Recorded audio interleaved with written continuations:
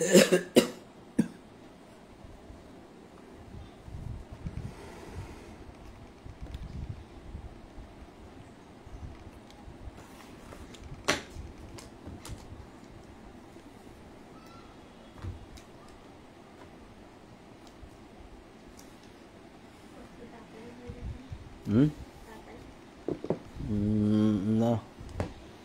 এখন থেকে এরকমই করতে হবে তো।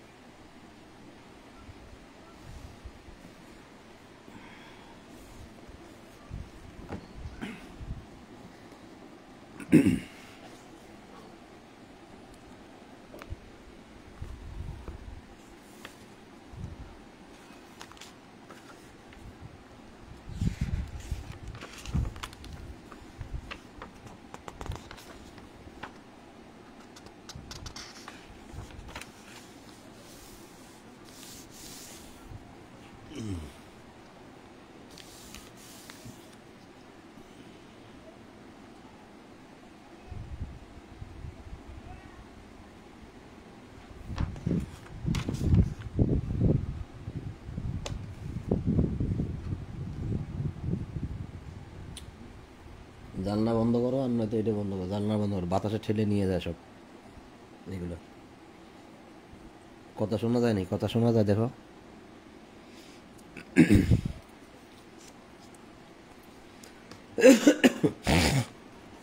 সম্মানিত বন্ধুগণ, আপনাদের সকলের প্রতি শান্তি। সালামুন আলাইকুম। শুরু করছি ঈশার কোরআন পাঠ। সকল প্রশংসা জগৎসমূহের প্রতিপালক আল্লাহর জন্য, সকল পবিত্রতা জগৎসমূহের প্রতিপালক আল্লাহর জন্য। ইলহামদাতা আল্লাহ, আপনি পবিত্র। আমার রব, আমি আপনার আশ্রয় প্রার্থনা করি শয়তানের প্ররোচনা হইতে। আমার রব, আমি আরও আশ্রয় প্রার্থনা করি আমার নিকট উহাদের উপস্থিতি হইতে। দয়াময় পরম দয়ালু আল্লাহর নামে আরম্ভ করিতেছি 87 নম্বর সূরা আলা, আয়াত প্রথম থেকে। সূরা আলা, আয়াত প্রথম থেকে। বিসমিল্লাহির রহমানির রহিম। সাব্বিহ ইসমা রাব্বিকাল আ'লা আল্লাযী খালাকা ফাসাওয়া ওয়াল্লাযী কদ্দারা ফাহাদা ওয়াল্লাযী আখরাজাল মারআ ফাজআলাহু গুসাআন আহওয়া সানুকরিউকা ফালা তানসা ইল্লা মা শা আল্লাহু ইন্নাহু ইয়ালামুল জাহরা মা ইয়াখশা ওয়া নুয়াসসিরুকা লিল ইউসরা ফাযাক্কির ইন্না ফাআতিয যিকরা সায়াযাক্কারু মান ইয়াখশা ওয়া ইয়াতাজান্নাবুহাল আশকা আল্লাযী ইয়াসলান নারাল কুবরা। দয়াময় পরম দয়ালু আল্লাহর নামে আরম্ভ করিতেছি। ইসলামিক ফাউন্ডেশন অনুবাদ। তুমি তোমার সুমহান প্রতিপালকের নামের পবিত্রতা ও মহিমা ঘোষণা করো। এই যে আদেশ, সাব্বিহিসমা, সাব্বিহিসমা, ইসিম, নাম, সাব্বি অর্থাৎ পবিত্রতা ঘোষণা করা, রব্বিকা তোমার রবের, আলা যিনি সর্বোচ্চ আর কি। তা তুমি তোমার মহান প্রতিপালকের নামের পবিত্রতা মহিমা ঘোষণা করো। আমি কিন্তু এই শুরুতেই, কোরআন পড়ার শুরুতেই কিন্তু তার প্রশংসা করেছি এবং পবিত্রতাও ঘোষণা করেছি। খেয়াল করবেন, আল্লাহ যেগুলো বলছে সেগুলো আমাদের দ্বারা হয় কিনা। যদি না হয় তাহলে সেটা কিন্তু আমাদের করতে হবে। যিনি সৃষ্টি করেন ও সুঠাম করেন এবং যিনি পরিমিত বিকাশ সাধন করেন ও পথ নির্দেশ করেন এবং যিনি তৃণাদি উৎপন্ন করেন পরে উহাকে ধূসর আবর্জনায় পরিণত করেন, নিশ্চয়ই আমি তোমাকে পাঠ করাইব, ফলে তুমি বিস্মৃত হইবে না। আল্লাহ যাহা ইচ্ছা করিবেন তাহা ব্যতীত তিনি জানেন যা প্রকাশ্য ও যাহা গোপনীয়। আমি তোমার জন্য সুগম করিয়া দেব সহজ পথ। উপদেশ যদি ফলপ্রসূ হয় তবে উপদেশ দাও। যে ভয় করে সে উপদেশ গ্রহণ করিবে, আর উহা উপেক্ষা করিবে যে নিতান্ত হতভাগ্য, যে মহা অগ্নিতে প্রবেশ করিবে। আয়াতগুলো কোনো আলোচনা করছি না আমি, কারণ ছোট ছোট আয়াত এবং পড়লেই বোঝা যায়। তারপরে বলা হয়েছে সুম্মা লা ইয়ামুতু ফিহা ওয়ালা ইয়াহইয়া কদ আফলাহা মান যাক্কা কদ আফলাহা মান তাযাক্কা ওয়া যাকারা ইসমা রাব্বিহি ফাসাল্লা বাল তুসিরুনাল হায়াতাদ দুনিয়া ওয়াল আখিরাতু খায়রুন ওয়া আবকা ইন্না হাযা লাফিস সুহুফিল উলা সুহুফি ইব্রাহিমা ও মূসা। অতঃপর সেখান থেকে সে মরিবেও না বাঁচিবেও না, মানে জাহান্নামে। নিশ্চয়ই সাফল্য লাভ করিবে সে যে পবিত্রতা অর্জন করে। আসলে পবিত্রতা নয়, এটা হবে মান তাযাক্কা, যে পরিশুদ্ধতা অর্জন করে। কদ আফলাহা মান যাক্কা, মান তাযাক্কা, সাফল্য লাভ করিবে সেই, সাফল্য লাভ করিবে সে যে পরিশুদ্ধতা অর্জন করে, অর্থাৎ যে পরিশুদ্ধ হয়।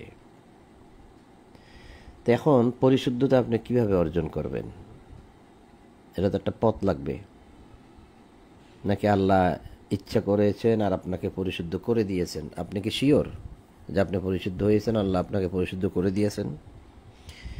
কিন্তু একটা পথ আছে, যে পথটা আল্লাহ খোলা রেখেছেন এবং বলে দিয়েছেন যে কিভাবে পরিশুদ্ধ হওয়া যায় এবং কিভাবে পরিশুদ্ধতা অর্জন করা যায়। এটা অর্জন করার বিষয়। তো সেটা সামনে আসবে 92 নম্বর সূরা যখন আমরা পড়ব, তখন আসবে যে কিভাবে পরিশুদ্ধ হতে হয়। আর যে পরিশুদ্ধ অন্তর নিয়ে বিচার দিবসে রবের সামনে হাজির হবে, সেই কেবল সেই দিন উপকৃত হবে। সে কথাও 26 নম্বর সূরা শুআরা 90 নম্বর আয়াতে আল্লাহ বলে দিয়েছে, 89তে বলে দিয়েছে। তো এখানেও বলছে যে নিশ্চয়ই সাফল্য লাভ করিবে সে যে পরিশুদ্ধতা অর্জন করে, মান তাযাক্কা। যাক, এ বিষয়ে আমরা সামনে দেখব যে কিভাবে আমাকে পরিশুদ্ধ হতে হবে। যদি পরিশুদ্ধ নাই হই, তাহলে আমাদের আর কোনো উপায় নাই। যা আমল করেছি, যা কাজকর্ম করেছি, সব বরবাদ যাবে। এবং তাহার প্রতিপালকের নাম স্মরণ করে ও সালাত কায়েম করে, তাহলে সেই কেবল সাফল্য লাভ করিবে যে পরিশুদ্ধতা অর্জন করে, প্রতিপালকের নাম স্মরণ করে, সালাত কায়েম করে। কিন্তু তোমরা পার্থিব জীবনকে প্রাধান্য দাও, দুনিয়ার জীবনকে তোমরা প্রাধান্য দাও। তোমরা সম্পদের পিছনে ঘুরো, তোমরা মোহমায়া, সন্তান, স্ত্রী, পুত্র, খাওয়া দাওয়া, এই সব কিছুর মোহ, এই মোহর মধ্যে তোমরা ডুবে আছো। এটা হচ্ছে দুনিয়ার জীবনকে, পার্থিব জীবনকে প্রাধান্য দেওয়া। এই যে বলাই হয়েছে যে বাল তুসিরুনাল হায়াতাদ দুনিয়া, এই দুনিয়ার হায়াত, হায়াতের দুনিয়া মানে দুনিয়ার জীবন, হায়াত অর্থ জীবন, এই দুনিয়ার জীবনটাকেই তোমরা প্রাধান্য দিচ্ছ। ওয়াল আখিরাতু খায়রুন ওয়া আবকা, অথচ আখিরাতই উৎকৃষ্টতর, আখিরাতই উৎকৃষ্টতর এবং স্থায়ী। ইন্না হাযা লাফিস সুহুফিল উলা, ইহা তো আছে পূর্ববর্তী গ্রন্থে। পূর্ববর্তী যত সহিফা আছে, যত গ্রন্থ আছে, যত কিতাব আছে, প্রত্যেক কিতাবে একই কথা বলা হয়েছে। সুহুফি ইব্রাহিমা ও মূসা, ইব্রাহিম ও মূসার সহিফার মধ্যেও আছে কথাগুলো আছে, সে কথাই আল্লাহ বললেন। তো আমরা 87 নম্বর সূরা আলা শেষ করলাম, মানে পাঠ শেষ করলাম। এখন 88 নম্বর সূরা গাশিয়াতে যাচ্ছি। বিসমিল্লাহির রহমানির রহিম। হাল আতাকা হাদিসুল গাশিয়া ওয়াজুহু ইয়াওমা ইযিন খাশিয়া আমিলাতুন নাসিবা তাসলা নারান হামিয়া। দয়াময় পরম দয়ালু আল্লাহর নামে, তোমার নিকট কি কিয়ামতের সংবাদ আসিয়াছে? রাসূলুল্লাহকে আল্লাহ জিজ্ঞাসা করতেছেন, তোমার নিকট কি কিয়ামতের সংবাদ আসিয়াছে? সেই দিন অনেক মুখমণ্ডল অবনত হবে, ক্লিষ্ট ও ক্লান্ত হবে। উহারা প্রবেশ করিবে জ্বলন্ত অগ্নিতে। সেই দিন অনেক, সবাই না, আগেই বলা হয়েছে এখানে যে অনেক, সেই দিন অনেক মুখমণ্ডল।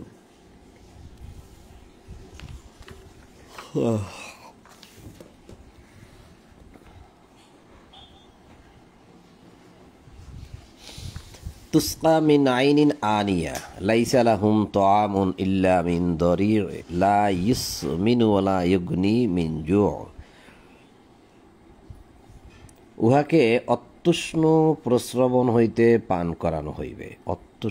অত্যুষ্ণ মানে খুব গরম, প্রস্রবণ মানে গরম পানি পান করতে দেওয়া হইবে। উহাদের জন্য খাদ্য থাকিবে না কণ্টকময় গুল ব্যতীত, যাহা উহাদেরকে পুষ্ট করিবে না এবং উহাদের ক্ষুধা নিবৃত্ত করিবে না। অনেক মুখমণ্ডল সেই দিন হইবে আনন্দ উজ্জ্বল। তা আমরা দেখলাম প্রথমে এক মুখমণ্ডল হবে মলিন, কালো, আন্ধার, ক্লিষ্ট, কষ্টে ভরা থাকবে তাদের জীবনটা, মানে তাদের মুখটা দেখলে বোঝা যাবে তাদের মনে অনেক কষ্ট। আর এখানে বলছে যে অনেক মুখমণ্ডল সেই দিন হইবে আনন্দ উজ্জ্বল। নিজেদের কর্ম সাফল্যে পরিতৃপ্ত, যা করেছে তারা, যে কাজগুলো তারা করেছে সেই কাজের বিনিময়ে তাদের তৃপ্তি থাকবে, তাদের চেহারা দেখলেই বোঝা যাবে। সুমহান জান্নাতে, ফি জান্নাতিন আলিয়া, তারা জান্নাতে বসবাস করবে, সেখানে তাহারা অসার বাক্য শুনিবে না। লাগিয়া, লা তাসমাউ ফিহা লাগিয়া, এই লাগিয়া মানে লাগু, লাগু মানে অসার বাক্য, অবান্তর কথাবার্তা, অহিতুক অনার্থক কথাবার্তা, মূল প্রসঙ্গের বহির্ভূত যত মানে আমরা বলি না যে খারাপ বাক্য, আলতু ফালতু বাক্য, এই জাতীয় কিছুই শুনবে না। সেখানে থাকিবে বহমান প্রস্রবণ, উন্নত মর্যাদা সম্পন্ন শয্যা, প্রস্তুত থাকিবে পানপাত্র, সারি সারি উপাদান এবং বিছানো গালিচা। তবে কি উহারা দৃষ্টিপাত করে না উটের দিকে, কিভাবে উহাকে সৃষ্টি করা হয়েছে? আফালা ইয়ানজুরুনা ইলাল ইবিলি কাইফা খুলিকাত, এবং আকাশের দিকে কি তারা দৃষ্টিপাত করে না কিভাবে উহাকে ঊর্ধ্বে প্রতিষ্ঠিত করা হয়েছে? এই বিষয়টা ভাবতেই তো অবাক লাগে যে আপনি কোনো কিছু একটা ঊর্ধ্বে এরকমভাবে শূন্যের উপরে রাখতে পারবেন। এই পৃথিবীতে আপনি যদি তৈরি করেন, পৃথিবীর সমস্ত মানুষ মিলেই যদি কিছু একটা তৈরি করে, সে কি উপরে রাখতে পারবে? এরকম পড়ে যাবে না, নড়ে যাবে না? যেহেতু বিশাল আকাশ, কিভাবে উপরে? আবার তার মধ্যে আছে আপনার ওই যে ভর কেন্দ্র, তারপর তার মধ্যে আছে যে মাধ্যাকর্ষণ, যেখানে ওই স্যাটেলাইটগুলো নিয়ে রেখে চলে আসতে পারে। যে তারা কি ভাবে না আকাশের দিকে যে কিভাবে উহাকে ঊর্ধ্বে প্রতিষ্ঠিত করা হয়েছে? আর এখানে বলা হয়েছে আফালা ইয়ানজুরুনা ইলাল ইবিলি কাইফা খুলিকাত, তবে কি উহারা দৃষ্টিপাত করে না উটের দিকে, কিভাবে উহাকে সৃষ্টি করা হয়েছে? উট যখন জবাই করে তখন তারা দেখতে পায় যে উটকে কিভাবে তারা আল্লাহ সৃষ্টি করেছে। তার কিছু কিছু নমুনা উটের ভিতরে আছে। যেমন আমি শুনেছি উটের অনেক বৈশিষ্ট্য আছে যা অন্য অন্য প্রাণীর মধ্যে নাই। তার মধ্যে একটা হচ্ছে উটের পেটের মধ্যে একটা রিজার্ভ ট্যাঙ্কি আছে, যেটা সে যে পানিগুলো পান করে সারাদিন কিন্তু সেই রিজার্ভ ট্যাঙ্কি থেকে পান করে। আর নতুন পানি যেটা নেয় আপনি যেটা পান করতে দেয় সেটা চলে যায় রিজার্ভ ট্যাঙ্কিতে। মানে আগের পানিটা পান করে আর আজকে যেগুলো নতুন দিয়েছেন সেগুলো রিজার্ভে ঢুকে যায়, নতুনটা সে পান করে না। আর যদিও করে, কথার কথা আর কি, যদিও করে তো মনে করেন তার দেহের মধ্যে একটা রিজার্ভ ট্যাঙ্কি আছে, যার মধ্যে সে 2 থেকে 3 দিন 4 দিন 5 দিন চলতে পারে মতো এরকম পানি সে ওখানে জমা রাখে। ওটা মানে তার দেহের যে হজম ক্রিয়া যেটা তার মধ্যে যায় না, ওটা আলাদাভাবে একটা চেম্বার আছে যে চেম্বারের মধ্যে থাকে। তো এইটা কিন্তু অন্য অন্য কোনো প্রাণীর মধ্যে পাওয়া যায় না, যেটা আমার জানা আর কি। জানায় ভুল থাকলে আপনারা জানিয়ে দেবেন, আমাকে কমেন্ট করবেন, আমি দেখে নেব। আর কমেন্ট যদি আমি না দেখি, লোকজন যারা আছে তারাও আমাকে বলে দেবে যে আপনাকে কমেন্ট করছে, আপনি দেখে নেন। কিন্তু উটের মধ্যে এই জিনিসটা আছে, যেটা যারা উট জবাই করে এবং যারা উটের মাংস মানে কাটে তারা বুঝে বিষয়টা, জানে, দেখে। তা আল্লাহ তাদেরকেই বলছে, সবাইকেই বলছে, বিশেষ করে যারা এই উট নাড়াচড়া করে তাদের কি তো কথাটা তাদের দিকেই তো যায় যে তবে কি উহারা দৃষ্টিপাত করে না উটের দিকে? কিভাবে উহাকে সৃষ্টি করা হয়েছে। এই কথাটা আল্লাহ গরুর দিকে বললেন না, ঘোড়ার দিকে বললেন না, উটের দিকে বললেন। তার মধ্যে নিশ্চয়ই আলাদা কোনো বৈশিষ্ট্য অবশ্যই আছে। যেমন আরেকটা বৈশিষ্ট্যের কথা আল্লাহ বলতেছেন আকাশের কথা, যে কীভাবে উহাকে ঊর্ধ্বে প্রতিষ্ঠিত করা হয়েছে। আপনি আমি কি পারবো পৃথিবীর সবাই মিলে ঊর্ধ্বে এরকম একটা আকাশ প্রতিষ্ঠিত রাখতে? যদি ক্ষণিকের জন্য কেউ কিছু জাদু দিয়ে দেখায় উপরে, শূন্যের উপরে, তা তো ক্ষণিকের জন্য, আর সেটা তো ছোট আকারে, অনেক ছোট আকারেই কিছু একটা হবে। হয়তো শূন্যের উপরে কিছু এটা ভাষায় রাখলো, সেটা কি সবসময় থাকবে? তো যাক, এই বিষয়গুলো যারা ভাবে তারা কিন্তু আল্লাহর সৃষ্টির কাছে, আল্লাহর কাছে নত হয়ে যায়। এবং পর্বতমালার দিকে ভাবে না কিভাবে উহাকে স্থাপন করা হয়েছে। এই যে যেখানে সেখানে আপনার থোকা থোকা মাটি, পর্বত, পাহাড় কিভাবে আল্লাহ স্থাপন করেছে। যদি আপনি বিভিন্ন জায়গায় যান, বিভিন্ন জায়গার পর্বত পাহাড় একই রকম পাবেন না, বিভিন্ন রকম পাবেন। এবং সেই পর্বতের মধ্যে আপনি পাবেন পাথর, বিশাল বিশাল পাথর। সে কত বড় পাথর জানেন? চ্যাপ্টা চ্যাপ্টা পাথর। এক একটা পাথরের আপনার মানে পুরো মানে চওড়া, চওড়া আপনার 10 ফুট পাবেন, 5 ফুট পাবেন, 3 ফুট পাবেন, 20 ফুটও থাকতে পারে। আর এটা হচ্ছে চওড়া মানে থিম মানে মোটা আর কি, মোটা কতটুকু মোটা, আর লম্বায় অনেক বড় বড়, মনে হয় যেন কেউ সাজাই রাখছে প্লেটের উপরে প্লেট, এরকম একটার উপরে একটা সাজাই রাখছে। এইরকম পাহাড় পর্বত আপনি রাঙামাটি ওই লেক যেখানে আছে সেখানে গেলে দেখা যায়। আমি দেখে তো অবাক, আর শুধু আল্লাহ প্রশংসাই করছি যে প্রভু তুমি কি দেখাইলে আমারে।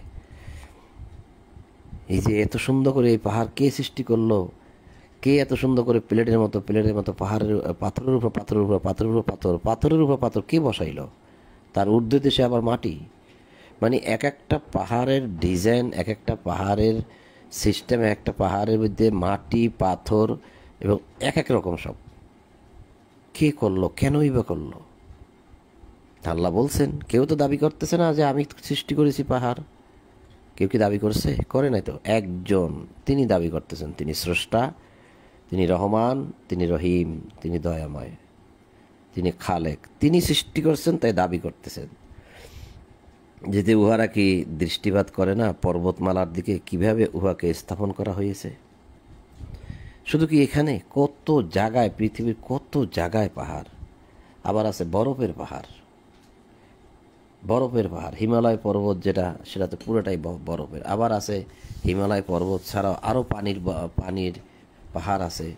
ওই পৃথিবীর বিভিন্ন অঞ্চলে যে বরফ এখন গলতে শুরু করছে, গলতে নদীর পানি ভরে যাচ্ছে, নদীতে পানি বেশি চলে আসতেছে, নদীর উপকূলে মানুষ বসবাসের অযোগ্য হয়ে যাচ্ছে।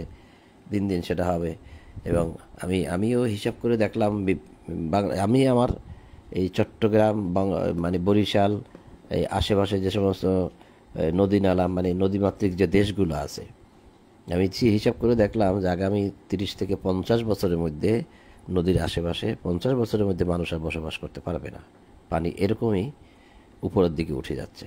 এই পাহাড় মানে পানির যে পাহাড়, যে পানি আল্লাহ বরফ করে উপরে স্থাপন করে রেখেছেন, সেগুলো এখন গলতে শুরু করেছে। আমাদের 2 হাতের কামাই, অর্থাৎ আমরা জলবায়ুকে পরিবর্তন করে দিছি, যার কারণে এটা হচ্ছে। তো সেগুলো ভাবলেও অবাক লাগে। এবং আল্লাহ বলছে তারা কি দেখে না ভূতলের দিকে কিভাবে উহাকে বিস্তৃত করা হয়েছে। ভূতল এই যে মানে সমান ভূমি, কিভাবে ওটাকে বিস্তৃত সমতল করা হয়েছে, দেখে না তারা? অতএব তুমি উপদেশ দাও, তুমি তো একজন উপদেশদাতা। ফাযাক্কির, তুমি উপদেশ দাও। ইন্নামা আনতা মুযাক্কির, আনতা তুমি তো একজন মুযাক্কির, উপদেশদাতা। লাস্তা আলাইহিম বিমুসাইতির, তুমি উহাদের কর্ম নিয়ন্ত্রক নও। তারা কি কাজকর্ম করবে কি করবে না, তাদের দায়িত্ব তোমার নাই। যারা তোমাকে মেনে নিয়েছে কেবল তুমি তাদের সাথে থাকতে পারো, তুমি তাদেরকে দিক নির্দেশনা দিতে পারো। আর যারা মানে না তাদের কোনো নিয়ন্ত্রণ করার কোনো দায়িত্ব তোমার উপর নাই। কারণ রাসূলুল্লাহ দায়িত্ব ছিল, কোরআন পড়লেই আমরা দেখতে পাই রাসূলুল্লাহ বিচার করেছেন। রাসূলকে রাসূলকে মানে রাসূলের আনুগত্য করতে বলা হয়েছে এবং রাসূলকে সর্বাধিকভাবে সকলের চেয়ে ভালোবাসতে বলছে এবং রাসূলুল্লাহ যে সিদ্ধান্ত দেয় সেই সিদ্ধান্তকে সর্বান্তকরণে মেনে নেওয়ার জন্য আদেশ আছে কোরআনে সূরা নিসার 65 নম্বর আয়াতে তা আছে, আরও অনেক আয়াতই আছে। তাহলে রাসূলের কাছে যারা গিয়েছে, রাসূলকে যারা মেনে নিয়েছে, রাসূল তাদেরকে পরিচালনা করবেন, আর যারা মানবে না তাদের নিয়ন্ত্রক রাসূল নয়।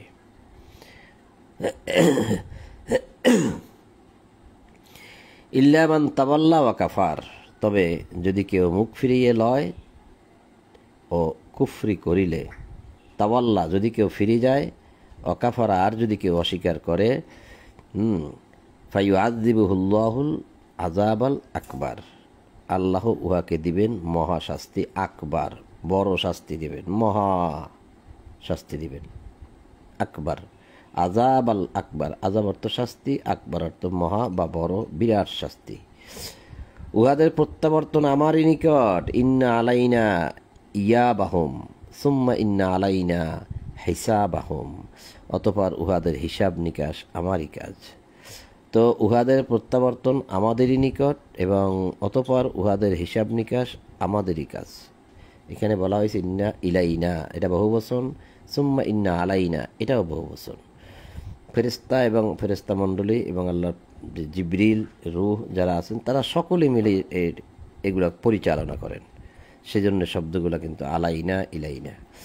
তো আমরা 88 নম্বর সূরা গাশিয়া পড়া শেষ করলাম, এবার 89 নম্বর সূরা ফজরে যাচ্ছি।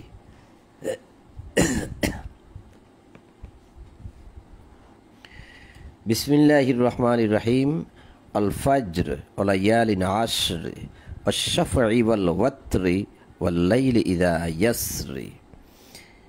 দয়াময় পরম দয়ালু আল্লাহর নামে শপথ উষার, উষা শপথ ফজরের। আসলে ফজরটাকে উষা ধরা হয় বা উষাকাল বা উষা বলা হয়।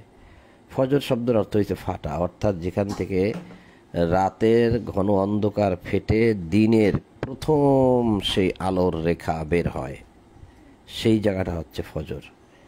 মানে যে সময় ওই সেহরির টাইম, শেষ টাইম, বা যে সময়টা আজান দেয়, অর্থাৎ সূর্য উদয় থেকে সূর্য উদয়ের প্রায় 1 ঘন্টার মতো সময়। এখানে কেউ বলছে 1 ঘন্টা 12 মিনিট, আর বিভিন্ন নামাজের সময়সূচি যেখানে লেখা আছে সেখানে 1 ঘন্টা 12 মিনিট, 13 মিনিট, 15 মিনিট পাওয়া যায়। আর বিজ্ঞানের ভাষায় সেটা 1 ঘন্টা 12 মিনিট, যেটাকে বলা হয় টুইলাইট।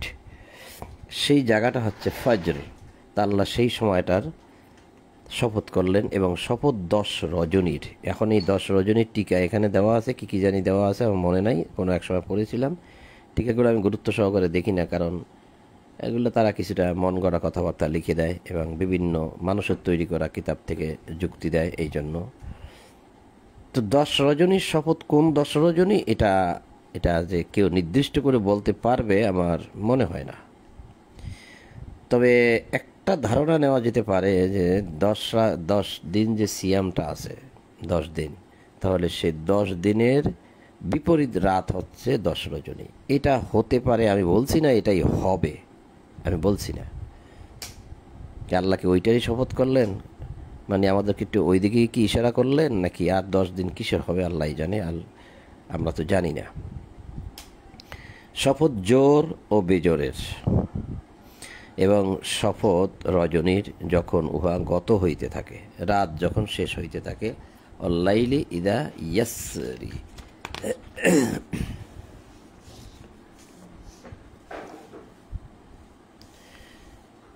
নিশ্চয়ই ইহার মধ্যে শপথ রহিয়াছে বোধশক্তি সম্পন্নদের জন্য, বোধশক্তি সম্পন্ন ব্যক্তির জন্য শপথ রহিয়াছে।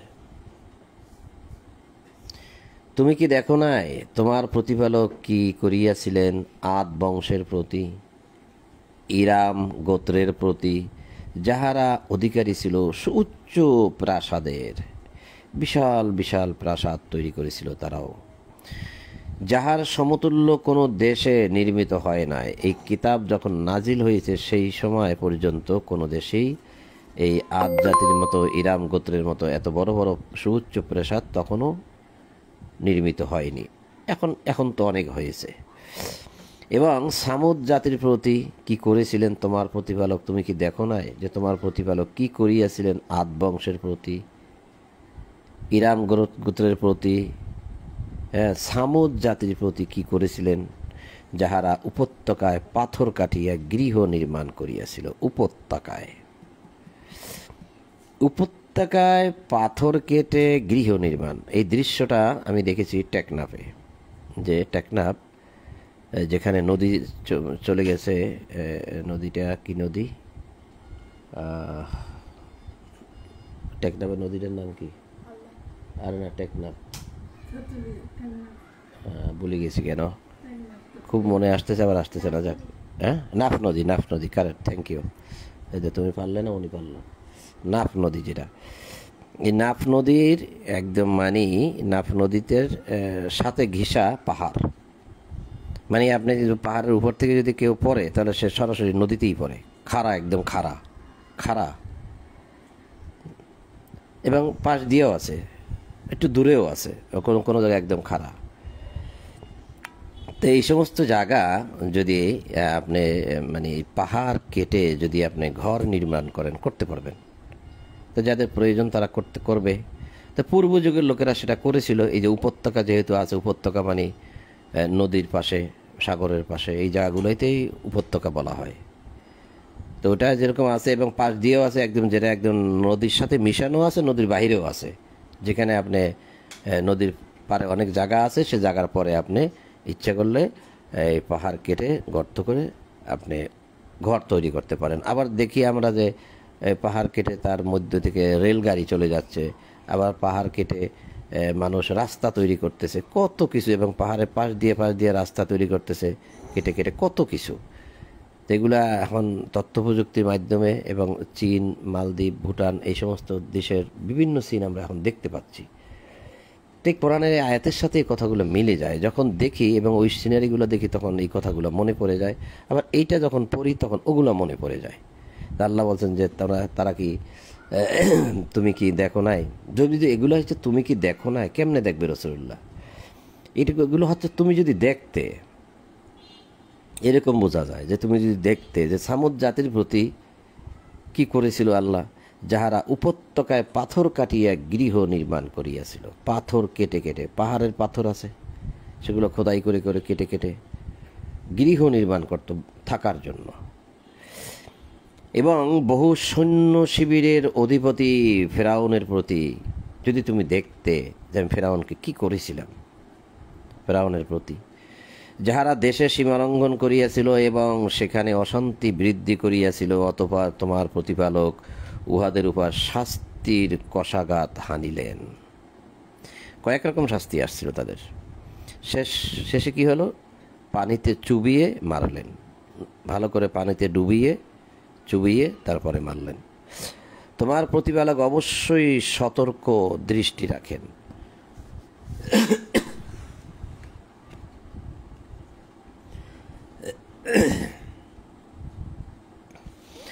মানুষ তো এই রূপ যে তাহার প্রতিপালক যখন তাহাকে পরীক্ষা করেন সম্মান ও অনুগ্রহ দান করিয়া, তখন সে বলে আমার প্রতিপালক আমাকে সম্মানিত করিয়াছেন। এবং যখন তাহাকে পরীক্ষা করেন তাহার রিজিক সংকুচিত করিয়া, তখন সে বলে আবার প্রতিপালক আমাকে হীন করিয়াছেন। না, কখনোই নয়, বরং তোমরা ইয়েতিমকে সম্মান করো না। তাহলে এই আয়াতের ভিত্তিতে বোঝা যাচ্ছে যে এতিমকে সম্মান করতে হবে, মোটেই করে না।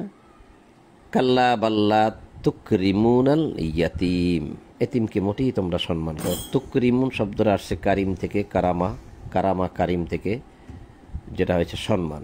যেমন কোরআনুল কারিম, এখানে সেই এই কারামা শব্দটা লাগে, সম্মান। যেমন আলাকাদ কাররামনা বানি আদম, এই যে কাররামনা, এখানেও কারিম আছে।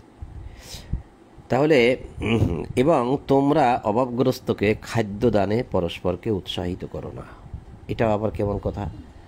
ওয়ালা তাহাদ্দুন আলা তোয়ামিল মিসকিন, যারা মিসকিন তাদেরকে তোমরা তোয়াম দাও না। তোয়াম মানে খাদ্য দেওয়ার জন্য তোমরা উৎসাহিত করো না। এটা যে আপনার আরাইতাল্লাযী ইউকাযযিবু বিদ্দিন ফাযালিকাল্লাযী ইয়াদউল ইয়াতীম ওয়া লা ইয়াহুদ্দু আলা তাআমিল মিসকিন। আলা ওয়ালা ইয়াহুদ্দু, আর এখানে হচ্ছে ওয়ালা তাহাদ্দু। দেখেন ওয়ালা তাহাদ্দুনা আলা তাআমিল মিসকিন, আর ওখানে হয়েছে ওয়ালা ইয়াহুদ্দুনা আলা তাআমিল মিসকিন, একই রকম, শুধু এখানে তাহাদ্দুনা। তো ওখানের অনুবাদ এখানে অনুবাদ খেয়াল করেন। এবং তোমরা অভাবগ্রস্তকে খাদ্য দানে পরস্পরকে উৎসাহিত করো না তোমরা, তাহাদ্দুনা। আর ওখানে বলছে ওলাইয়াতা হুদ্দু বলছে, মানে সে, মানে ওই যে দিনকে অস্বীকার করেছে সে খাদ্য দানে উৎসাহিত করে না, নিজে তো দেয় না, অন্যকে যে উৎসাহিত করবে সেটাও করে না। ওলাইয়া হুদ্দুন আলা তাআমিল মিসকিন, যেটা বলা হয়েছে আরাইতাল্লাযীর মধ্যে, একই রকম। এবং তোমরা, সেখানেও কিন্তু এতিমের কথা বলা হয়েছে, এখানেও কিন্তু এতিমের কথা বলা হচ্ছে। তাহলে ওই সূরাটা সংক্ষিপ্ত, ওখানে এই ওর বিস্তারিত সম্ভবত এখানেই হবে। দেখেন ওখানে কিন্তু বলা হয়েছে আরাইতাল্লাযী ইউকাযযিবু বিদ্দিন ফাযালিকাল্লাযী ইয়াদউল ইয়াতীম। উল ইয়াতীম মানে এতিম, এই যে এতিম, এই যে কাল্লা বাল্লা তুকরিমুন আল ইয়াতীম, তারপরে বলছে মিসকিন, তাআমিল মিসকিন, একই। এবং তোমরা উত্তরাধিকারীদের প্রাপ্য সম্পদ সম্পূর্ণরূপে ভক্ষণ করিয়া ফেলো। উত্তরাধিকারীদের প্রাপ্য সম্পদ সম্পূর্ণরূপে ভক্ষণ করিয়ে থাকো। কথাটা কেমন? আজকে আসরের সময় আমি একটা, আসরের সময় না, আসরের আগে বাসায় আসার আগে ফেসবুকে না জানি কোন জায়গায় দেখলাম যে ভাইয়ের চোখ উপড়ে ফেললো সম্পদের কারণে। হ্যাঁ, তুমি দেখেছো? তার চোখটা উঠাইছে কে? একদম বুড়া মানুষ উঠাচ্ছে। এটা কি ভাই? আচ্ছা, কেমন মানুষ, দাড়িও আছে, মেহেদি কালার চুলও আছে, দাড়িও আছে, তুলা দিয়ে রাখছে। আমি ভিডিওটা দেখছি যে একদম ডাইরেক্ট আঙ্গুল দিয়ে খসে খুব জোর করে 27টা জনে মিলে তারা চিপে ধরে রাখছে। এই হচ্ছে মানুষ, দাড়িও আছে, নামাজ কালামও পড়ে। এরা আবার জান্নাতের দাবিদার, যে সম্পদের জন্য ভাইয়ের চোখ উপড়ে ফেলে, উঠাই ফেলায়, অনেক মানুষ চিপে ধরে। এটা কেমন, কি জঘন্য অপরাধ। তবে আশা করি সে বাঁচতে পারবে না, সে ধরা পড়বে, সে গ্রেপ্তার হবে, এর জন্য তার কঠিন শাস্তি হবে আশা করা যায় আর কি। তা আল্লাহ বললেন যে তোমরা উত্তরাধিকারীদের প্রাপ্য সম্পদ সম্পূর্ণরূপে ভক্ষণ করিয়ে ফেলো। ভাইকে সম্পদ দেবে না, যার জন্য মেরে ফেলে, বাপ মাকে মেরে ফেলে সম্পদের জন্য। আর সম্পদের ব্যাপারে অন্যের যে অধিকার আছে সেটা তো সে দেয়ই না, বরং সম্পূর্ণ খাওয়ার জন্যই বসে থাকে। এইগুলো মানুষে করে থাকে। আসলে দাবি করলে হবে না যে মানুষ, এগুলো আসলে মানুষ নয়। আল্লাহ তাদেরকে দুনিয়ায় এগুলো করার জন্য তো পাঠায় না, এগুলো করেছে তারা, এর জন্য শাস্তি তাদের পেতে হবে দুনিয়া এবং আখেরাতে। এবং তোমরা ধন সম্পদ অতিশয় ভালোবাসো। তোমরা ধন সম্পদ অতিশয় ভালোবাসো। কি পরিমাণ ভালোবাসে মানুষে? ওয়াতুহিব্বুন আল মাল হুব্বান জাম্মা। তোমরা মালকে হুব্বা, বেশি ভালোবাসো। এখন এই যে কথাটা আল্লাহ বললেন, আমি কথাটা একটু রিপিট করতেছি কি কারণে। ওয়াতুহিব্বু, তোমরা মানে হিব্বু মানে ভালোবাসা, মাল। ওয়াতুহিব্বুন আল মাল, তোমরা মালকে ভালোবাসো। আল্লাহ তো এখানে আরও কিছু বলতে পারতেন, যে তোমরা নারীকে ভালোবাসো, বা অমুককে ভালোবাসো, তমুককে ভালোবাসো। কেন বললেন আল্লাহ ওয়াতুহিব্বুন আল মাল, তোমরা মালকে ভালোবাসো? এই টাকা পয়সার জন্যই দেখেন মানুষ এরকম করতেছে, কত কিছুই না করে মানুষ এই টাকা পয়সার জন্য। তা আল্লাহ তো ঠিকই বলেছেন। এখানে যাও, তুমি উঠে ওদিকে যাও, ওখানে যাও।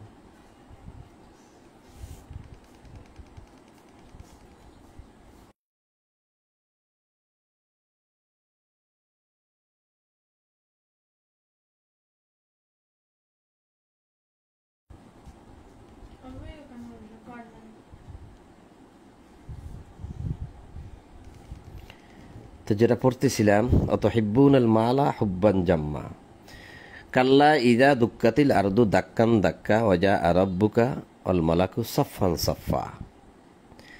তোমরা সম্পদকে অতিশয় ভালোবাসো, ইহা সঙ্গত নয়। পৃথিবীকে যখন চূর্ণ বিচূর্ণ করা হবে, দাক্কান দাক্কা, এবং যখন তোমার প্রতিপালক উপস্থিত হইবেন ও সারিবদ্ধভাবে ফেরেশতাগণ, সাফফান সাফফা, সারিবদ্ধভাবে ফেরেশতারা, অল মালাকু ওজা আ রব্বুকা, তোমার রব, অল মালাকু এবং ফেরেশতাগণ, সাফফান সাফফা, অর্থাৎ তারা একদম লাইন ধরে ধরে সারিবদ্ধভাবে দাঁড়াবে সেদিন বিচার দিবসে। সেখানে প্রতিপালকও উপস্থিত হবেন, তবে সবাই তাকে দেখবে না, কারণ যারা এই কিতাবের বিধানকে অমান্য করেছে, এই কিতাবকে অমান্য করেছে, তাদেরকে সেদিনকে চোখ ঝাপসা করে উঠানো হবে, অন্ধ করে উঠানো হবে, নীলচক্ষু করে উঠানো হবে, দেখবে না। যারা এই কিতাব পড়েনি, বোঝেনি, বোঝার চেষ্টা করেনি এবং কিতাবের বিধান মানার চেষ্টা করেনি, তাদেরকে আল্লাহ, এই মোট কথা আয়াতের কথা বলা হয়েছে সেখানে, যে ক্বালা রাব্বি লিমা হাশারতানি আমা ওয়াকাদ কুনতু বাসীরা, ক্বালা কাযালিকা আতাতকা আয়াতুনা, তোমার নিকট কি আমাদের আয়াতগুলোকে দেওয়া হয় নাই? আতাতকা আয়াতুনা, আয়াত, ফানাসিতাহা, তুমি তা ভুলেছিলে, ওয়াকাযালিকা লিয়াউমা তুনসা, ঠিক সেভাবে তোমাকেও ভুলে যাওয়া হলো। এই উত্তরটা সেই দিন দিবেন আল্লাহ, যে যারা আয়াতুকা, তোমার নিকট তোমাকে কি আয়াত দেওয়া হয় নাই? আয়াততে তুমি ফানাসিতাহা, তুমি ভুলেছিলে। তা আয়াতকে যারা ভুলে থাকে, আয়াত থেকে যারা গাফেল, দূরে থাকে, তাদেরকে আল্লাহ বলছে সরাসরি আমা, চক্ষু অন্ধ করে উঠাবে। তো ঠিক এখানেও দেখা যাবে যে আল্লাহ বলছেন যে ওয়াজা আ রব্বুকা অল মালাকু সাফফান সাফফা, যে তোমার রব এবং যখন তোমার প্রতিপালক উপস্থিত হবে, কিন্তু রব উপস্থিত হবে কিন্তু চোখ অন্ধ থাকার কারণে তাকে আর দেখা যাবে না।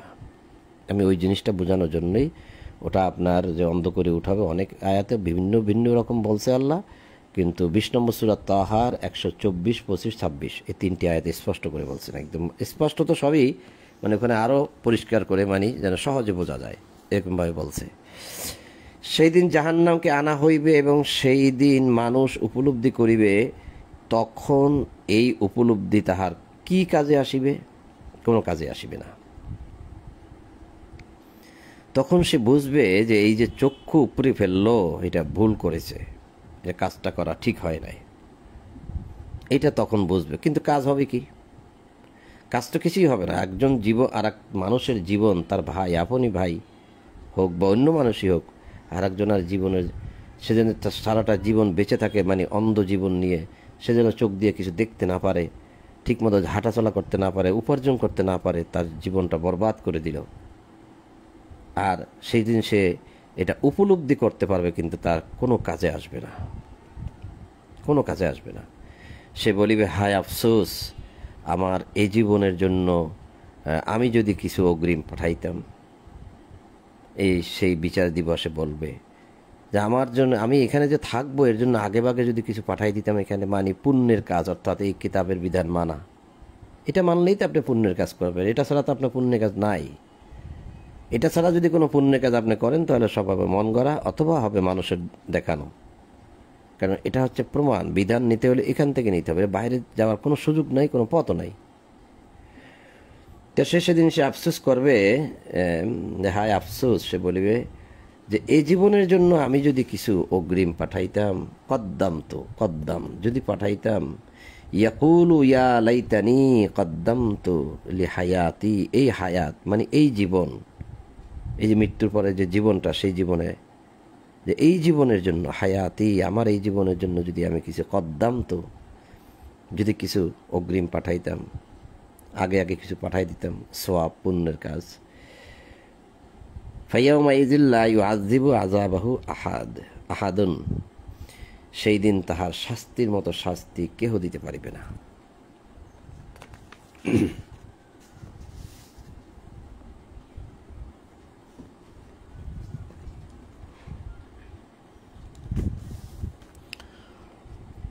ওয়ালা ইউসিকু ওয়াসাকাহু আহাদুন, এবং তাহার বন্ধনের মতো বন্ধন কেহ করিতে পারিবে না। এমন বাধা বাঁধবেন আল্লাহ, শিকল দিয়ে বাঁধবেন, এমনকি 70 হাত লম্বা শিকলের কথাও আছে। এবং ঋণ পরানো হবে, ডান্ডা বেরি যেটা আর কি, ঋণ গলায়, সেটাও আছে। তারপরে বলা হচ্ছে ইয়া আইয়াতুহান নাফসুল মুতমাইন্না, হে প্রশান্ত চিত্ত, মুতমাইন্না, হে প্রশান্ত চিত্ত, তুমি তোমার প্রতিপালকের নিকট ফিরিয়া আসো সন্তুষ্ট ও সন্তোষভাজন হইয়া। যে চিত্ত প্রশান্ত, এই যে নফসে আম্মারা, নফসে লাওয়ামা, নফসে মুতমাইন্না, যে তিনটে আপনারা শোনেন, সেই তিনটের একটা হচ্ছে নফসে মুতমাইন্না। এই যে নফসু, এই যে মুতমাইন্না, ইয়া আইয়াতুহান নফসুল মুতমাইন্না, যেই নফস পরিশুদ্ধ, এই যে নফস, ইয়া আইয়াতুহান নফস, যেই নফস পরিশুদ্ধ, যেই নফস পবিত্র, যেই নফসের মধ্যে কোনো দাগ নাই, কলুষিত নাই, কলমের আঁচড় নাই, যেমন সাদা কাগজের মধ্যে, যে কাগজের মধ্যে সাদা, যে কাগজের মধ্যে কলমের কোনো আঁচড় পড়েনি সেটা কিন্তু ফ্রেশ, পিওর, কোনো দাগ নাই ওই সাদা কাগজের মধ্যে, বলা যেতে পারে। আর যত দাগ পড়েছে ততই ওটা নষ্ট হয়ে গেছে। তা যে নফস একদম প্রশান্ত চিত্ত বলা হয়েছে, মানে যে নফস, যে আত্মা, যে প্রাণ একদম মানে পরিশুদ্ধ, যার মধ্যে কোনো ভেজাল নাই, কোনো জার্ম নাই, কিছু নাই, কোনো অপরাধ নাই, সেই নফসকে ডাক দেওয়া হচ্ছে যে তুমি আসো। আল্লাহ বলতেছেন যে তুমি আমার নিকট সন্তুষ্ট চিত্তে ফিরে আসো।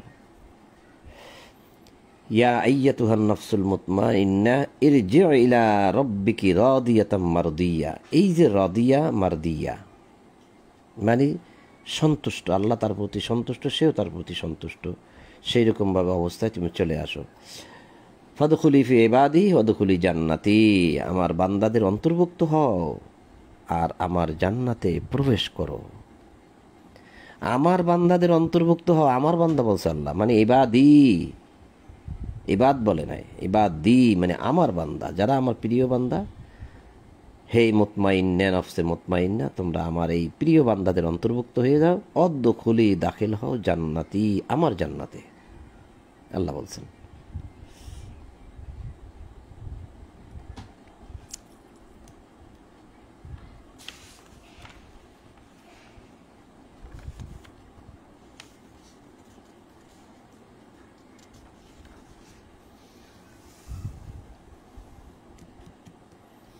আরেকটু পড়ি। তো আমরা 89 নম্বর সূরা শেষ করলাম, ফজর। 90 নম্বর সূরা বালাদ থেকে পড়া শুরু করছি। বিসমিল্লাহির রহমানির রহিম। লা উকসিমু বিহাযাল বালাদ ওয়া আনতা হিল্লুম বিহাযাল বালাদ ওয়া ওয়ালিদিন ওয়া মা ওয়ালাদ লাকাদ খালাকনাল ইনসানা ফি কাবাদ আয়াহসাবু আল্লান ইয়াকদিরু আলাইহি আহাদ। দয়াময় পরম দয়ালু আল্লাহর নামে আমি শপথ করিতেছি এই নগরীর, এই নগরের মানে এই নগরীর, বালাদ, এই বালাদের শপথ করিতেছি। বালাদ মানে শহর, নগর। আর তুমি এই নগরের অধিবাসী। ওয়ান তাহিল্লুম বিহাজাল বালাদ, এই বালাদের অধিবাসী তুমি। রাসূলকে আল্লাহ বলতেছেন যে তুমি এই বালাদের, এই শহরের, এই নগরীর অধিবাসী। ওয়ালিদিন ওয়া মা ওয়ালাদ, শপথ জন্মদাতা ও যাহা সে জন্ম দেয় তার। আমি তো মানুষ সৃষ্টি করিয়াছি কষ্ট ক্লেশের মধ্যে। কোনো একটা মানুষ তার মাকে কষ্ট দেওয়া ছাড়া কি সে আসতে পারে, ভূমিষ্ঠ হতে পারে দুনিয়ায়? তার মাকে সে কষ্ট দিয়েই দুনিয়া ভূমিষ্ঠ হচ্ছে, এবং কি পরিমাণ কষ্ট দেয় তা সে একমাত্র মাই বলতে পারে। কারণ ব্যতীত বেদন কি বুঝিবে কখন, মানে ব্যথাই যদি তার না থাকে তখন তো সে বুঝবে না। সাপে যাকে কামড় দিছে সেই বলতে পারে যে সাপের বিশেষ যন্ত্রণা কীরকম, আমাকে কামড় দেয় না, আমি বলতে পারি না। তো এরকম আর কি, যে মা কেবল বলতে পারে যে তার কী পরিমাণ কষ্টর মাধ্যমে এই সন্তান ভূমিষ্ঠ হয়েছে বা জন্মগ্রহণ করেছে। সে কি মনে করে যে কখনো তাহার উপর কেউ ক্ষমতাবান হইবে না?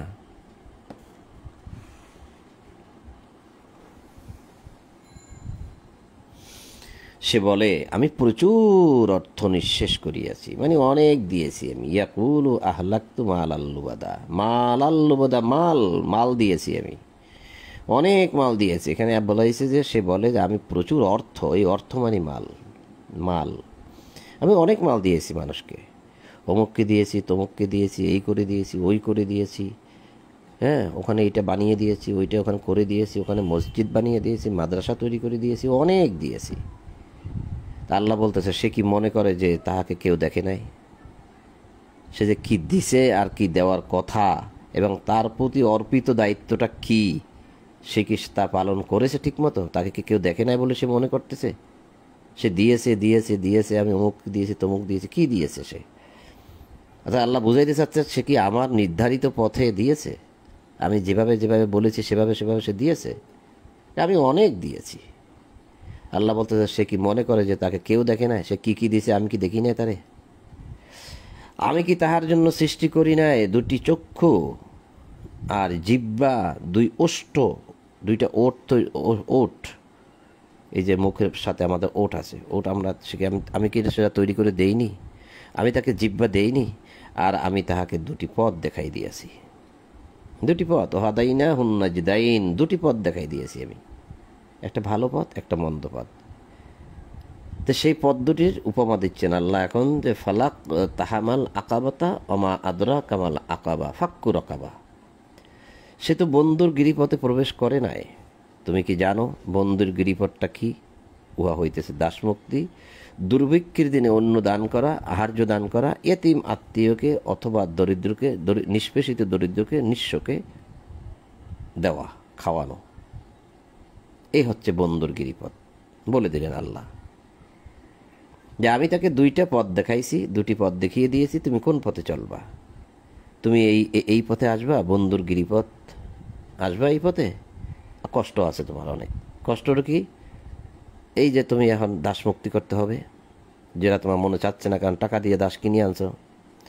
তোমাকে এই দুর্ভিক্ষের দিনে মানুষকে খাওয়াইতে হবে, আহার্য দান করা। এটা কষ্টের কাজ। অনেক টাকা পয়সা অর্জন করেছো, কোটি কোটি টাকা, আর এগুলো কীভাবে তুমি ছেড়ে দিবে? এতিমকে দিতে হবে, এটাও তোমার কষ্ট লাগে, দিতে চাও না। আত্মীয়কে দিতে হবে, এটাও তোমার কষ্ট লাগে, তুমি দিতে চাও না, তুমি চাও না দিতে, এগুলো বড় কষ্টের কাজ। অথবা দরিদ্রকে দিতে হবে, নিঃস্বকে দিতে হবে, যে ধুলোয় ধূসরিত মিসকিন, যারা রাস্তাঘাটে নিষ্পেষিত হয়ে থাকে, তাকে দিতে হবে, নিঃস্বকে দিতে হবে। আমি যখন এই দৃশ্যগুলো দেখি তখন আমি অনেক সময় শুধু হাঁটি, কখনো দাঁড়িয়ে থাকি, কখনো শুধু দেখি, দাঁড়িয়ে দাঁড়িয়ে চিন্তা করি কি করব। এই আয়াতগুলো তো আমি পড়েছি, একে তো আমার এখন দরকার। একে এখান থেকে উঠিয়ে নিয়ে কোনো একটা জায়গায় স্থান দেওয়া, খাওয়া, ওয়াশ করা, পরিষ্কার করা কেউ তো করতেছে না। এখন আমি কী করবো? আমি যাচ্ছি ডিউটিতে, চাকরিতে, 1 মিনিট লেট হলে পরেই আমার সমস্যা হয়ে যায়, বিশাল সমস্যা 1 মিনিটের জন্য। তা আমি কি এখন তাকে ধরবো না কি করব? আমার পকেটে তো সেরকম টাকা পয়সাও নেই, অল্প কয়েকটা টাকা, এ দিয়েও বা কী হবে? আর আমি একা করবোই বা কেমন? আমি কি তাকে আলগাইতে পারবো? এই বিষয়গুলো আমি ভাবি। তবে যাদের দায়িত্ব মানে তারা তো পারে, যাদের টাকা পয়সা আছে, তারা লোক একজনকে দুইজনকে বললেও হয়, টাকা পয়সাও আছে, যে ভাই এদের জন্য একটা ব্যবস্থা করি, আসো, তোমারও কোটি কোটি টাকা আছে, আমারও কোটি কোটি টাকা আছে, এই মানুষগুলো কেন এখানে অসহায়ভাবে পড়ে থাকবে, এরকম কষ্ট করবে? আসো, একটা স্থান করে দিই, কিছু খাওয়া দাওয়ার ব্যবস্থা করে দিই। টাকার তো অভাব নাই, কোটি কোটি টাকা ব্যাংকে, টাকার তো অভাব নাই। 2, 3, 4, 5, 10টা গাড়ি আছে এবং ফ্ল্যাট বাড়ি আছে না? 2, 4, 5, 10টা ফ্ল্যাট বাড়ি আছে। কোনো কিছুর অভাব আছে? সামান্য একটু মন মানসিকতার অভাব। এই কাজটি মানুষ করতে পারে না। যদি করে তাহলে আল্লাহ বলছে সে বন্ধুর গিরিপথে প্রবেশ করলো। বন্ধুর গিরিপথ কি? বন্ধু রয়েছে পাহাড়ের ওই পারে, পাহাড়ের ওই পারে। এখন আপনাকে বন্ধুর কাছে যেতেই হবে, যেহেতু আপনি বন্ধুকে ভালোবাসেন। যাবেন কিভাবে? এখন তো অনেকগুলো পাহাড় পাড়ি দিতে হবে, অনেকগুলো পাহাড় পাড়ি দিতে হবে। ওই যে আমরা তথ্য প্রযুক্তির মাধ্যমে ফেসবুকে, ইউটিউবে দেখেন না, পাহাড়ি রাস্তা কিভাবে কি কষ্ট করে হুন্ডা নিয়ে ওঠে, চালায়, যায়, দুর্গম পাহাড় পাড়ি দেয়, দেখেন না? তো বন্ধু রয়েছে ওই পাহাড়ের পরে ওই পাহাড়, ওই পাহাড়ের পরে ওই পাহাড়, অনেক দূরে। এখন যদি সেখানে যেতে হয় তো উঁচু নিচু পথ, বৃষ্টি ভেজা মাটি, পাথর, আবার কোনো কোনো পাহাড়ের মানে 2 পাহাড়ের মধ্যবন থেকে যাইতে হচ্ছে, আবার যাইতে হচ্ছে যে এই সুড়ঙ্গর মধ্যে দিয়ে যাইতে হচ্ছে, যেখানে ভয় আর ভয়, অন্ধকার। বন্ধুর কাছে তো যাইতে হবে। তো বন্ধুর কাছে যখন যেতেই হবে, তাহলে যত কষ্টই হোক না কেন সব পাড়ি দিয়ে যাইতে হবে, তারপরে বন্ধুকে পাওয়া যাবে। এখন কি আপনি একদম এখানে বসে শান্তিতে পেতে চাচ্ছেন বন্ধুকে? কিভাবে পাবেন? বন্ধু তো এখানে নাই, বন্ধু তো অনেক দূরে। তা আল্লাহ বলতেছেন যে আল্লাহ বন্ধু। এই আল্লাহকে যদি আপনার পাইতে হয়, তাহলে ওই গিরিপথ যেভাবে প্রবেশ করে অতিক্রম করতে হয়, আপনাকে সেটা করতে হবে, সেরকম কষ্ট সাধ্য স্বীকার করতে হবে। আর সেই কষ্টগুলো কি? এই যে তুমি কি জানো বন্ধুর গিরিপথ কি? অমা আদরা কামাল আকাবা, জানো? ফাক্ক রকাবা। প্রথমটাই আল্লাহ বলতেছে দাসমুক্ত করে দাও। এটা বন্ধুর গিরিপথ। দুর্ভিক্ষের দিনে খাদ্য দান করো, যাতে মানুষের কোনো কষ্ট না হয়। এতিমকে দাও, আত্মীয়কে দাও। আর আত্মীয়কে এখন মানুষ চোখ উপড়ে ফেলে হত্যা করে। দরিদ্রকে দাও, নিষ্পেষিতকে দাও, নিঃস্বকে দাও। তারপরে সে অন্তর্ভুক্ত হয় মুমিনদের, এবং তাহাদের অন্তর্ভুক্ত হয় যাহারা পরস্পরকে উপদেশ দেয় ধৈর্যের, আর দান দক্ষিণার যারা উপদেশ দেয় তাদের অন্তর্ভুক্ত হয়, অর্থাৎ তাদের সাথে যে মিশে যায়। তখন তার মধ্যে কোনো অহংকার থাকে না, দেমাগ থাকে না, হিংসা বিদ্বেষ থাকে না, বড়লোকি ভাব থাকে না। এই যে যারা দান দক্ষিণা করে, যারা পরস্পর উপদেশ দেয় ভালো কাজের, এই সমস্ত মুমিনদের মধ্যে যে এসে সামিল হয়ে যায়। এটা হচ্ছে বন্ধুর গিরিপথ। পারবেন কি? আল্লাহ বলছেন, আমি তো বলিনি, আমি শুধু দেখাই দিচ্ছি আপনাকে। বন্ধুর গিরিপথ ওইটা। তখন তার মধ্যে আর কোনো অহংকার থাকে না, সবাইকে সে ভালো চোখে দেখে, সমান চোখে দেখে।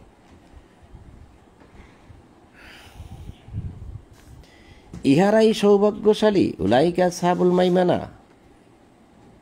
এরাই হচ্ছে সেই আসহাব, সাহাবি। কিসের?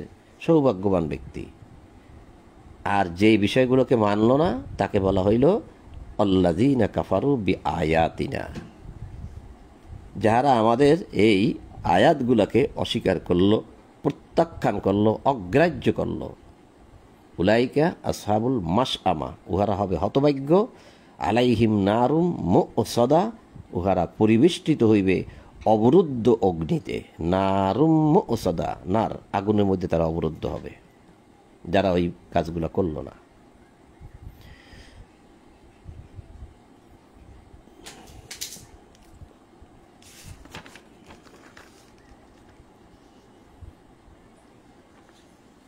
আরও 2টা সূরা পড়ার দরকার ছিল, পরে একটু উঠিয়ে যাব। যাদের বিশেষ কাজ আছে যান। আমি একটু পড়ি, যেহেতু পড়তেছি, আপনারাও আছেন সাথে। হ্যাঁ, কতক্ষণ হয়নি এখনো? 5 মিনিট। আচ্ছা, একটু পড়ি। বিসমিল্লাহির রহমানির রহিম। আমরা এই 90 নম্বর সূরা বালা শেষ করে এবার 91 নম্বর সূরা শামসে আসছি। বিসমিল্লাহির রহমানির রহিম। আল্লাহ বলছেন, আশ-শামসি ওয়া দুহাহা ওয়াল কমারি ইযা তালাহা ওয়ান নাহারি ইযা জাল্লাহা ওয়াল লাইলি ইযা ইয়াগশাহা ওয়াস সামাই ওয়া মা বানাহা ওয়াল আরদি ওয়া মা তাহাহা। দয়াময় পরম দয়ালু আল্লাহর নামে।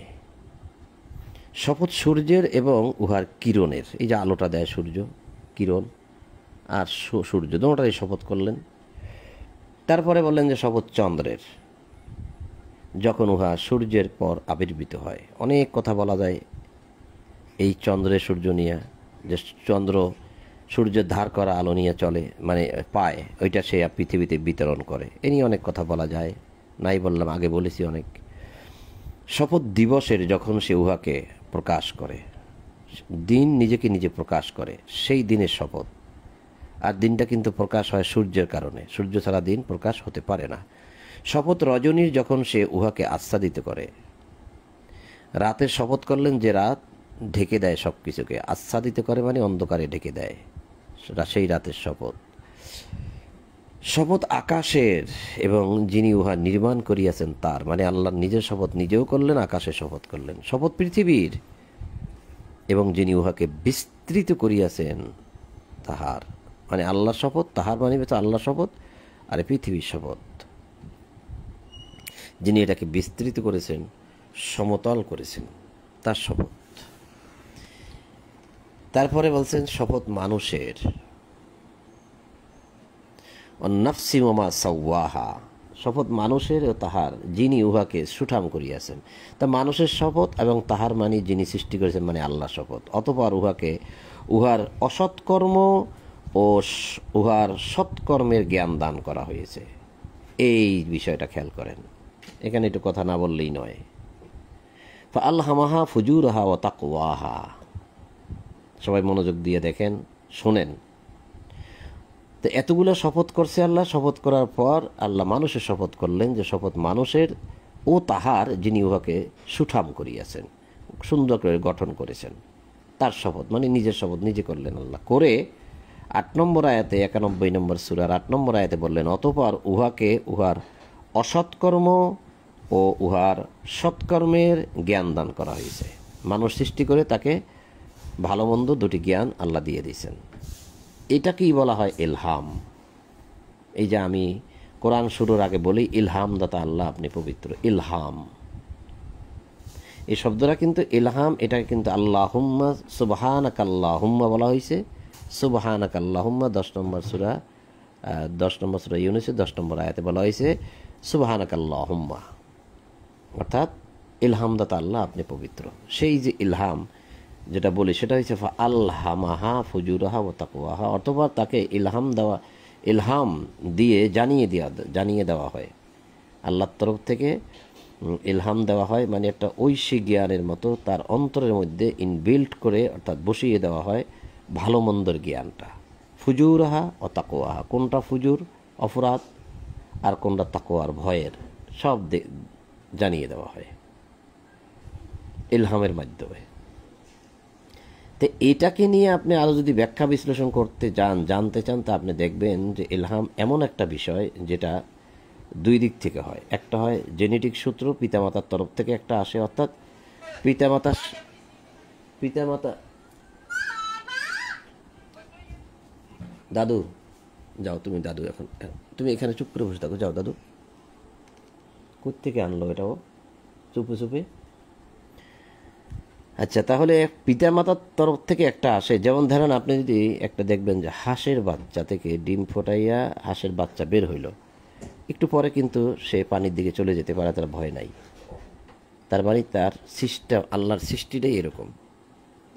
হ্যাঁ, আর মুরগির বাচ্চা দেখবেন তাকে আপনি কিন্তু ওই ডিম থেকে বের হওয়ার পর তাকে আপনি ঠেলেও পানিতে নিতে পারবেন না, কারণ তার পদ্ধতিটা এরকম নয়। হ্যাঁ, তারপরে এই যে পাখি, যারা পাখি দেখেন ওদের একটা নির্দিষ্ট সময় আছে, কয়েকটা দিন কি 21 দিন না কয়দিন জানি না, ঠিক নির্দিষ্ট সময়টা যখন চলে আসে ঠিক সে তখন বাচ্চাটাই সে উড়াল দিয়ে চলে যায়। এর আগে কিন্তু সে উড়াল দেয় না, ভয়ে বসে থাকে। এটা আল্লাহর সৃষ্টি, এভাবে করেছেন আল্লাহ। তদ্রূপ মানুষ সে তার বাচ্চা থেকেই সে তার পিতামাতাকে অনুসরণ করে একটা জ্ঞান পায় এবং সব কিছু জানে বোঝে। এটা হচ্ছে জেনেটিক সূত্র, মানে দৈব সূত্র থেকে পাওয়া জ্ঞানের একটা সূত্র। দৈব সূত্র, দুইটা সূত্র থেকে পাওয়া জ্ঞানের ইলহামের একটা হচ্ছে পিতামাতা থেকে, আর একটা হচ্ছে আল্লাহ যাকে দেয়। এই আল্লাহ যাকে দেবে সে সেটা অর্জন করে নিতে হবে। যে অর্জন করবে না আল্লাহ এটা তাকে দেবে না। পিতামাতার থেকে যেটা পাইছে সেটা দিয়ে সে পৃথিবীতে চলতে পারবে, ভালো মন্দ বুঝতে পারবে, আরও জ্ঞান বৃদ্ধি পেতে থাকবে। জ্ঞান বাড়তে বাড়তে একটা সময় জ্ঞানে পরিপক্কতা আসে, কিন্তু 40 বছর বয়সে, এর আগে আসে না। আল্লাহ বলছে কোরআনে 46 নম্বর সূরা 15 নম্বর আয়াতে বলছে। সেজন্য আমি বলতে পারি যে 40 বছরে যখন সে জ্ঞানের পরিপক্কতায় পৌঁছায়, সেজন্য আমি বলতে পারি। তাহলে এই আল্লাহর পক্ষ থেকে যে ইলহাম যেটা আসবে, এইটা কিন্তু আপনি যদি চান তাহলে আসবে, আর যদি আপনি না চান তা আসবে না। আর আল্লাহ যদি চায় তাহলে আবার হবে। আল্লাহ যাকে দিতে চান তাকে ঢেলে দেন। আর এখন আমি যদি চেষ্টা না করি তাহলে সেটা আসবে না। তার চেষ্টা কি? পড়তে হবে, বুঝতে হবে, জানতে হবে, শিখতে হবে, আল্লাহর সৃষ্টি নিয়ে চিন্তা ভাবনা করতে হবে, আকাশমণ্ডল পৃথিবী নিয়ে চিন্তা ভাবনা করতে হবে, স্রষ্টাকে নিয়ে চিন্তা ভাবনা করতে হবে, স্রষ্টার দেওয়া বিধানকে পড়তে হবে, জানতে হবে এবং তাকে ভয় করে চলতে হবে। তখন আপনার মধ্যে এটা সৃষ্টি হয়ে যাবে যে কোনটা ন্যায়, কোনটা অন্যায়, কোনটা তাকওয়া, কোনটা ভালো, কোনটা মন্দ। কাজে তখন আপনি ভালো পথে চলবেন। তো এটা যদি আপনি না চান, আপনি যদি খুন খারাপের দিকে থাকেন, অবৈধ ভক্ষণের দিকে থাকেন, দুর্নীতির দিকে থাকেন, তো এর ধারে কাছেও আপনারা আসতে পারতেছেন না। তো দুইটা ইলহাম যেটা ফাআলহামাহা ইলহাম দেওয়া হয় তাকে দুইটা সূত্র পাওয়া যায়, একটা হচ্ছে পিতামাতা থেকে পাওয়া, এটাকে বলে দৈব সূত্র বা জেনেটিক সূত্র, আরটা হচ্ছে ঐশী সূত্র, যেটা হচ্ছে আল্লাহর পক্ষ থেকে আসে ইলহাম। আল্লাহর পক্ষ থেকে যেটা আসবে সেটার জন্য আপনাকে সাধনা করতে হবে, তারপরে আসবে। সাধনা ছাড়া আল্লাহ দিবেন না। তবে সাধনা ছাড়া দিবেন আল্লাহ তাকে, যাকে ইচ্ছা করবেন তাকে। যেমন আল্লাহ ইচ্ছা করছেন যে আমি মরিয়মের পেটে সন্তান দেব পিতা ছাড়া, এবং সে থাকবে সে হবে আমার নবী, সে হবে আমার রাসূল, এবং সে কোনো অপরাধের সাথে জড়িত হবে না। আল্লাহ ইচ্ছা করছেন, হয়েছে। ইয়াহিয়াকে আল্লাহ ইচ্ছা করছেন, হয়েছে। ইউসুফ নবীকে আল্লাহ ধরে রেখেছেন। আল্লাহ বলছেন যদি আমি তাকে মানে এই ওহী দ্বারা সব কিছু জানিয়ে না দিতাম, যদি তাকে আমি এরকমভাবে আয়ত্তের মধ্যে না রাখতাম, তাহলে ইউসুফ ওই নারীর প্রতি ঝুঁকিয়া পড়িয়েই যাইত। তো এগুলো যাদেরকে আল্লাহ ইচ্ছা করেন সরাসরি, সেটা একটা আলাদা বিষয়। আর যাদেরকে আল্লাহ সরাসরি ইচ্ছা করেন না, তাহলে আপনার আমার কাজ হবে কি? চেষ্টা করে যদি আমি সেই পর্যন্ত যেতে পারি, তখন আল্লাহ আমাকে সেই ইলহামটা দেবেন। কিছু কিছু জ্ঞান আল্লাহ আপনাকে কোরআনের মাধ্যমে জানিয়ে দেবেন। এটাই আল্লাহ বলছে, অতঃপর এই যে মানুষের শপথ করে আল্লাহ বলছে, অতঃপর উহার অসৎকর্ম সৎকর্মের জ্ঞান দান করা হয়েছে। সেই সফল কাম হইবে যে নিজেকে পবিত্র করিবে, মানে যে নিজেকে পরিশুদ্ধ করবে। এটা আমরা কিন্তু পড়েছিলাম কিছুক্ষণ আগেও, লাকাদ আফলাহা মান যাক্কাহা, আর ওখানে বলছে তাজাক্কাহা। তা সে সফল হবে যে নিজেকে শুদ্ধ করবে। এখন শুদ্ধ করবেন কিভাবে? এই শুদ্ধ করার বিষয়টা দেখাইতে হলে তো আমার অনেক সময় লাগবে, 1 ঘন্টা সময় লাগবে। কম করে দেখাইলে 1 ঘন্টা সময় লাগবে, যে কীভাবে আপনি শুদ্ধ হবেন। কিতাব থেকে দেখাবো, যেটা মাল দিয়ে শুদ্ধ হইতে হবে, পরের সূরায় আসবে। যারা ফজরে থাকবেন, আমাকে যদি আল্লাহ বাঁচাই রাখে, তাহলে ফজরের সময় কিছু একটা দেখাবো সংক্ষেপে। এবং ফজরের সময় সব কিছু পারা যায় না, এমনিও ভালো করে কথাগুলো বলা যায় না। তা সেই সফল কাম হইবে যে নিজেকে পবিত্র করিবে, মানে যে নিজেকে শুদ্ধ করিবে। আর সেই ব্যর্থ কাম হইবে যে নিজেকে কলুষাচ্ছন্ন করিবে। সামুদ সম্প্রদায় অবাধ্যতাবশত অস্বীকার করিয়াছিল। উহাদের মধ্যে যে সর্বাধিক হতভাগ্য, সে যখন তৎপর হইয়া উঠিল, তখন আল্লাহর রাসূল উহাদিয়াকে বলিল, আল্লাহর উট উহাকে পানি পান করাইবার বিষয়ে সাবধান হও। কিন্তু উহারা রাসূলকে অস্বীকার করিল এবং উহাকে কাটিয়া ফেলিল। উহাদের পাপের জন্য উহাদের প্রতিপালক উহাদেরকে সমূলে ধ্বংস করিয়া একাকার করিয়া দিলেন, এবং উহার পরিণাম সম্পর্কে তিনি ভয় করেন না। হ্যাঁ, শেষ। তো আমরা 91 নম্বর সূরা শামস শেষ করলাম পাঠ। ইনশাআল্লাহ পরবর্তীতে 92 থেকে পড়ব, আশা করি ইনশাআল্লাহ, যদি আল্লাহ সুযোগ দেন। 92 নম্বর থেকে, এই 92 নম্বর সূরার মধ্যেই আপনি পাবেন 18 নম্বর আয়াতে সে যে স্বীয় সম্পদ দান করে আত্মশুদ্ধির জন্য। এখানেও সেই জাক্কা, জাক্কা, যে জাক্কাগুলো আমরা দেখে আসছি। সম্পদ মানে মাল, এই যে মাল ছাড়া, আপনার সম্পদ ছাড়া আপনার আত্মা, এই যে আত্মশুদ্ধ হবে না। এটা কোরআন প্রমাণ করে আর কি। তো যাক, সকলের প্রতি শান্তি। সম্মানিত বন্ধুগণ, যারা এই পাঠ শুনছিলেন, আপনাদের সকলের প্রতি শান্তি। সালামুন আলাইকুম। আর সকল প্রশংসা জগৎ সময়ের প্রতিপালক আল্লাহর জন্য। এই বলেই আজ ঈশার কোরআন পাঠ এখানেই সমাপ্ত করলাম। আলহামদুলিল্লাহি রাব্বিল আলামিন।